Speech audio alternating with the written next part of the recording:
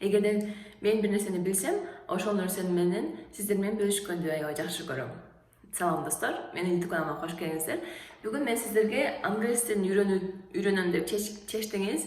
Анан айталы, англис тилин үйрөнүүдө эч кандай сиздин тажрыйбаңыз жок, же болбосо тажрыйбаңыз болсо деле сиз үчүн эң чоң салымын кошуп жардам бере турган эки пайдалуу source'тор жөнүндө айткым келип турат.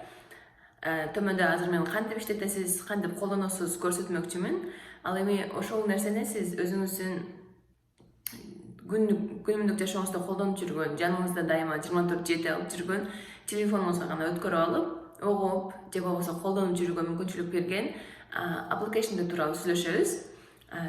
Ошол видеону көрүп аткандан кийин сөзсүз өзүңүзгө өткөрүп алыңыз дагы, колдонуп баштаңыз. Себеби тил үйрөнүүдө жөн гана англис тил эмес, башка тилдерди үйрөнөм деген болсоңуз дагы жашооңузда эң чоң жардам берет. Кеттик, анда мен сиздерге кантип колдонууну көрсөтөм.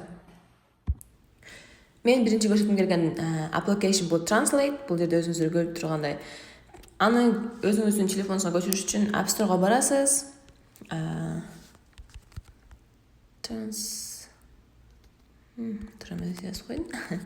Translate деп издейсиз. Анан могул биринчи чыккан Google Translate'ти басып өзүңүзгө көчүрүп аласыз. Менде уже бар болгондуктан мен Translate'ти басып эле кирем. Бул жерде эң ыңгайлуу, пайдалуусу кайсы тилден кайсы тилге которушуңуз керек, ошону тандайсыз. Мен мисалы үчүн англис тилинен орус тилине котором. Же болбосо алмаштырсам болот. Кээ бир сөздөрдү мисалы үчүн англис тилинде билбей, орус тилинде эле гана билген болсок, которсок да болот. Эми кантип колдонууну көрсөтөм. Мисалы үчүн бир гана жазып чыкпай, бул жерден айтылышын дагы укканга мүмкүнчүлүк болот. Же болбосо алмаштырсак болот. English. Бул жерден дагы ошол жазылышын, которулушун жана дагы кантип айтылышын угууга мүмкүнчүлүк болгон эң сонун ыңгайлуу application. Буга мисал айта кетирген болсом, мен Америкага келгенде менин аябай чоң оор көтөрүп жүргөн словарьым бар болчу. Ошол словарьды көтөрүп жүрүп, жаңы сөздөрдү таап, окуп үйрөнчүмүн. Бирок технология, телефондун заманы болуп калгандыктан азыр ошол нерсени оор кылып көтөрүп жүргөнүн кереги жок. Болгону телефонуңузга өткөрүп алыш керек. Болду. Анан бардык дүйнө жүзүнүн тилдери сиздин колуңузда. Бул жерде бир гана англис тили эмес, башка тилдерди дагы үйрөнсөңүз, же болбосо башка тилдерди дагы которсоңуз болот. Аябай ыңгайлуу, жеңил жана дагы ар дайым сиздин жаныңызда. Буну ошол англис тилин үйрөнүүдө колдонсоңуз аябай пайдалуу.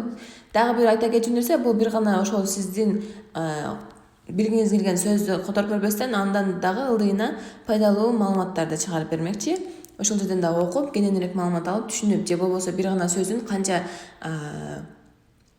түрү бар экен, канча башка мисалдарда бар экенин колдонсоңуз, үйрөнсөңүз болот. Ал эми мен экинчи көрсөткүм келген бул подкаст. Подкаст бул эгерде iPhone колдонуучу болгон болсоңуз, by default бар. Аны көчүрүштүн кереги жок. Ошондуктан подкастка киребиз. Бул подкаст деген, мындайча айтканда, радио деп билсеңиз болот. Киресиз дагы. Эми мен бүгүн сиздерге англис тилин үйрөнүү максатында болгондуктан англис тили тууралуу тапканга аракет кылам. ESL деген бул English as a Second Language деген деп узатылып айтылат. Ошондуктан бул жерде англис тилине байланыштуу болгон бардык подкасттарды табууга мүмкүнчүлүк бар да. Анан бул эгерде мисалы үчүн сиз жумуш кылып атып, кулагыңызга наушник тагып алып, угуп кылганды жакшы көргөн болсоңуз, сиз үчүн эң ыңгайлуу, эң пайдалуу десек да болот. Себеби бул жерден ар кандай өзүңүзгө жаккан подкасттарды таап алып, угуп, үйрөнүп, жана дагы ошол кулагыңызды англис тилиндеги сөздөргө көндүрсөңүз болот. Мен дагы учурунда уккам, үйрөнгөм ушул жерден, аябай пайдалуу. Ошондуктан сиздер дагы өзүңүзгө жаккан подкастты тандап, угуп, пайда аласыз деген ойдомун. Айтышыңыздар мүмкүн, бир-эки пайдалуу подкаст айтпайсыңбы деп.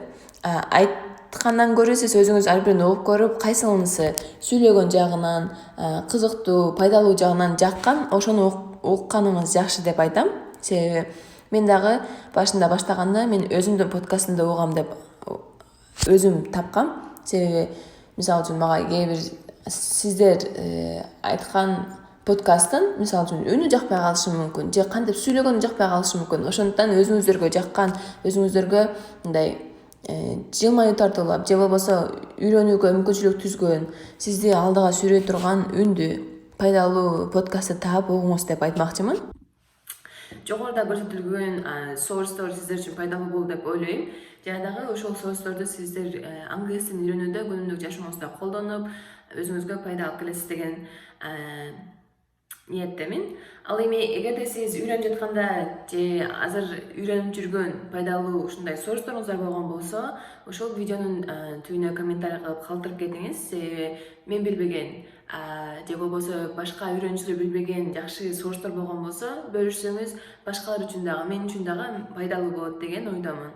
Ал эми сиздерди кийинки сабактан көрүшкөнгө чейин сак болуңуздар.